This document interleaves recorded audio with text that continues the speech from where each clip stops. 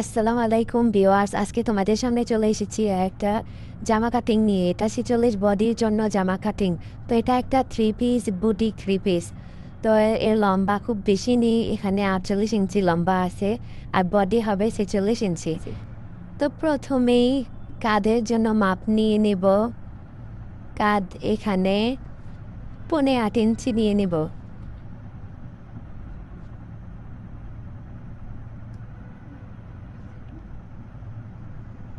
আর মহড়া এখানে 6.5 ইঞ্চিতে দাগ দিয়ে দেব।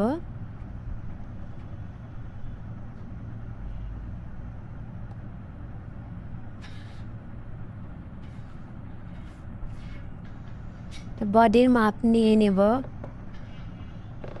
এখানে 4 ভাগের 1 ভাগ 11.5 ইঞ্চি আর 1 ইঞ্চি বাড়িয়ে 12.5তে দাগ দিয়ে নেব। 12 ইঞ্চির নিচে কোমরের জন্য বডির যে মাপ সেই মাপ অনুযায়ী কোমরেও দাগ কেটে নেব। আর কোমর বডির মাঝখানে 1 ইঞ্চি কমে দাগ কেটে নেব। তো দাগটা দিয়ে নিয়েছি, এখন কাটিং করে নিয়ে নেব। তো এটা প্রথমে সামনের পার্ট কাটিং করে নিচ্ছি।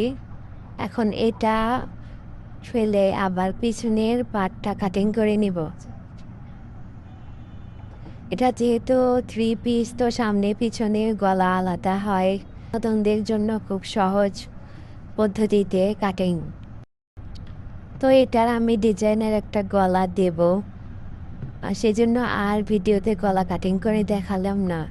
অলরেডি আমার চ্যানেলে অনেকগুলো গলার ডিজাইনের ভিডিও, কাটিং, সেলাই সব দেয়া আছে।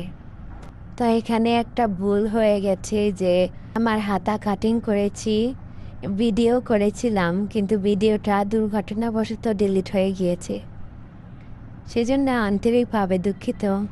তো অন্য কোনো ভিডিওতে তোমাদেরকে জামার হাতা কাটিং করে দেখাবো। এখানে একটু কম বাড়া আছে, সেজন্য নিচের পাটে একটু কম আছে, সেজন্য নিচের পাটটা উপরে উঠায় সমান করে কাটিং করে নিলাম। 1 ইঞ্চি উপরে উঠায় দেব, 1 ইঞ্চি অথবা হাফ ইঞ্চি।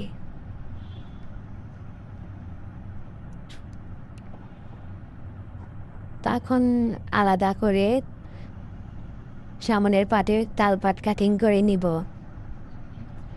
হাফ ইঞ্চি দাগ দিয়ে এভাবে তালপাট কাটিং করে নিতে হবে। জামার তালপাট কাটিং না করলে বগলের নিচে জামার কাপড়ে ভাঁজ পড়ে থাকবে। তো সম্পূর্ণ ভিডিওটি দেখার জন্য ধন্যবাদ সবাইকে।